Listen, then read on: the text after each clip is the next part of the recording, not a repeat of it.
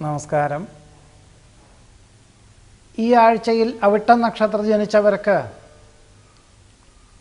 ചികിത്സാ ചെലവുകൾ വർദ്ധിക്കുന്നത് വഴി ഒരുപക്ഷെ കടം വാങ്ങേണ്ടതായ സാഹചര്യം ഉണ്ടാകും, അഥവാ ചികിത്സാ ചെലവ് വർദ്ധിക്കും എന്നുള്ളതാണ് പറയുവാനുള്ളത്. ഭാവനകൾ യാഥാർത്ഥ്യമാകുമെങ്കിലും അഹോരാത്രം പ്രവർത്തനം വേണ്ടി വരുവാനിടയുണ്ട്.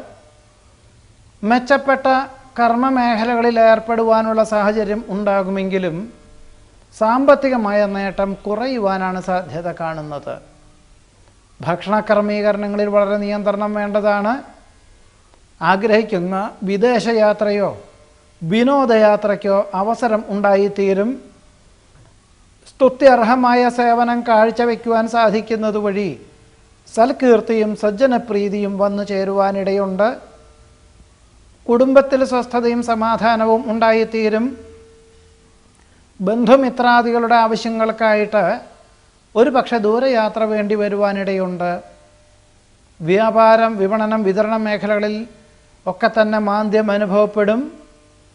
ചിന്തിക്കുന്ന പല കാര്യങ്ങൾക്കും പൂർണ്ണതയില്ലാത്തതിനാൽ മനോവിഷമം ഉണ്ടാകുവാനിടയുണ്ട്. എന്നാൽ ഈശ്വരപ്രാർത്ഥനകളാലും ആത്മനിയന്ത്രണത്താലും അനിഷ്ടങ്ങളെയും അബദ്ധങ്ങളെയും അതിജീവിച്ച് അനുകൂലമായ സാഹചര്യങ്ങൾ ഉണ്ടായിത്തീരുവാനും സാധ്യതയുണ്ട്.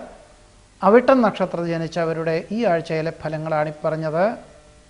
നമസ്കാരം.